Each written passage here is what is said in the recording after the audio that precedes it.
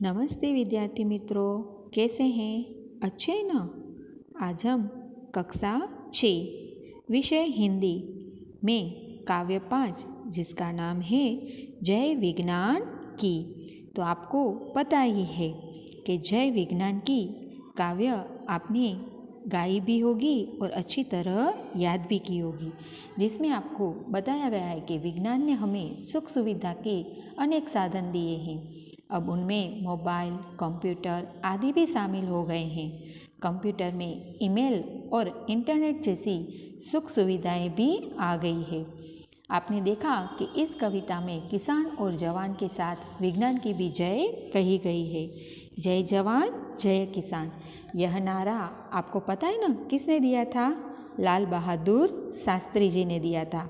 और इसके बाद जय जवान जय किसान और जय विज्ञान, यह नारा अटल बिहारी वाजपेयी ने दिया था। तो आपको इसका अभ्यास तो हमने किया, तो आज हम इस वीडियो में इसके स्वाध्याय को देखेंगे, जिसमें प्रश्न 1 है, निम्नलिखित प्रश्नों के उत्तर दीजिए। प्रश्न 1 है, कंप्यूटर और इंटरनेट से हमें क्या लाभ हुए हैं? तो आपने इस काव्य में देखा कि कंप्यूटर से बड़ी गणना भी पलक झपकते हो जाती है।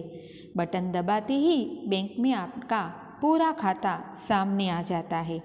घर बैठे रेलवे और एरोप्लेन की, हवाई सफ़र की टिकट भी हम बुक करा सकते हैं। घर बैठे मुद्रण कार्य भी किया जा सकता है। सेना, शिक्षा आदि तमाम क्षेत्रों में कंप्यूटर का उपयोग वरदान सिद्ध हुआ है। और इसका अभी का उदाहरण है कि आज हम इस इंटरनेट और कंप्यूटर के द्वारा हम अभ्यास भी कर रहे हैं। इंटरनेट जानकारी का भंडार है। इसमें किसी भी क्षेत्र से संबंधित पूरी और प्रामाणिक जानकारी हम प्राप्त कर सकते हैं। दूसरा प्रश्न है, समय और शक्ति की बचत कैसे होती है? तो कंप्यूटर जैसे वैज्ञानिक उपकरणों के प्रयोग से हम अपने समय और शक्ति दोनों की बचत कर सकते हैं। तीसरा प्रश्न है, किन उपकरणों के माध्यम से संदेशा व्यवहार हो सकता है? तो टेलीफोन, मोबाइल, फैक्स जैसे उपकरणों के माध्यम से हम संदेशा व्यवहार आसानी से कर सकते हैं। चौथा प्रश्न है, हम धरती पर सुख सुविधाएं कैसे निर्माण करेंगे? तो हम विज्ञान के नए उपकरणों का सही उपयोग कर इस धरती को हम सुविधाओं का नया निर्माण कर सकते हैं। क्या करने से हम दुनिया में यश पा सकते हैं?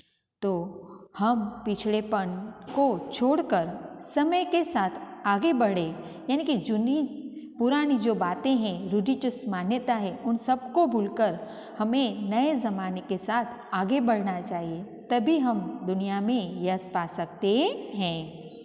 अंतिम प्रश्न है, तुम्हें विज्ञान का कौन सा आविष्कार सबसे अच्छा लगता है? तो यह तो आपका प्रश्न है, क्योंकि विज्ञान के तो बहुत सारे आविष्कार हैं, लेकिन आपको कौन सा पसंद है? तो अपने आधार पर इस प्रश्न का उत्तर लिखिए और जो आविष्कार का आप नाम लिखिए वह आपको क्यों पसंद है वह भी लिखना है। प्रश्न 2 है, निम्नलिखित काव्य पंक्तियों का भावार्थ स्पष्ट कीजिए। तो पहले वीडियो में हमने पूरी काव्य का भावार्थ अच्छी तरह से समझा है, तो आप दोनों पंक्तियों का भावार्थ अपनी सूझबूझ से अपनी नोट में लिखेंगे। दोनों पंक्तियाँ बहुत ही सरल है और दोनों पंक्तियों का भावार्थ आपको अच्छी तरह से आ जाएगा। प्रश्न 3 है, निम्नलिखित शब्दों का वाक्य में प्रयोग कीजिए। आपको 5 शब्द दिए गए हैं, उपकरण, मोबाइल, कंप्यूटर, क्रांति और खुशहाली।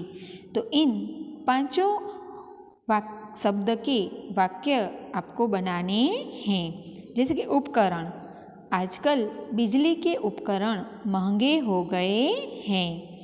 मोबाइल, मेरी दादी ने नया मोबाइल खरीदा। तीसरा है कंप्यूटर।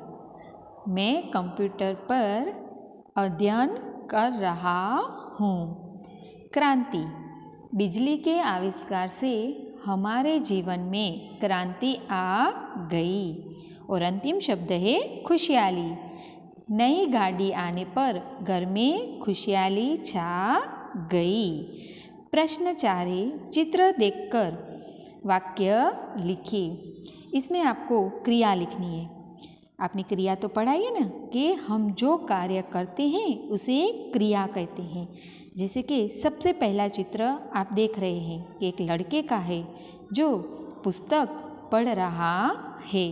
तो हम वाक्य क्या बना सकते हैं कि लड़के का कोई भी नाम लिख लीजिए कि जैसे कि सुनील पुस्तक पढ़ रहा है।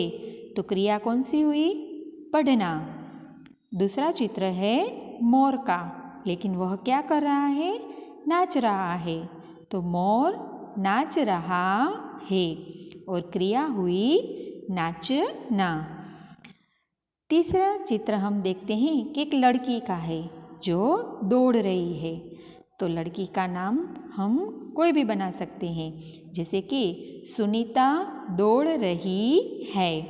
तो क्रिया हुई दौड़ना। लड़का पानी पी रहा है। क्रिया हुई पीना। आगे है लड़का जो है वह नहा रहा है। तो लड़का नहा रहा है। तो क्रिया हुई नहाना। आगे का चित्र है कि एक लड़का कूड़ेदान में कूड़ा डाल रहा है। तो क्रिया होगी डालना। इसके बाद है 7वां कि एक लड़का क्रिकेट खेल रहा है। तो क्रिया हुई खेलना। उसके आगे धोबी कपड़े धो रहा है। तो क्रिया होगी धोना। एक लड़का बीमार लड़के को 2 पहिए वाली कुर्सी पर बिठाकर ले जा रहा है। तो क्रिया कौन सी होगी? ले जाना। उसके आगे है एक लड़का सो रहा है। तो क्रिया होगी सोना। सब्जी वाला सब्जी बेच रहा है। तो क्रिया होगी बेचना। लड़का पौधों को पानी दे रहा है। तो पानी देना। तो आपको क्रिया तो अच्छी तरह से आती है कि जो क्रिया हम करते हैं उसी को क्रिया के स्थान पर रखा जाता है। उसके बाद है योग्य विस्तार, जिसमें आपको पढ़िए और समझिए दिया गया है। जिसमें इंग्लिश नामों को हिंदी में क्या कहते हैं यह हमें देखना है। सबसे पहले है टेलीफोन। तो इसे हिंदी में क्या कहेंगे? दूरभाष। फिर है मोबाइल। तो उसे हिंदी में कहेंगे भ्रमणभाष। कैलकुलेटर, जिसे हिंदी में कहा जाता है गणन यंत्र। कंप्यूटर, संगणक। TV, Doordarshan. Radio, Akashvani. Tape recorder, ध्वनि मुद्रण यंत्र। फैक्स, चित्र संदेश।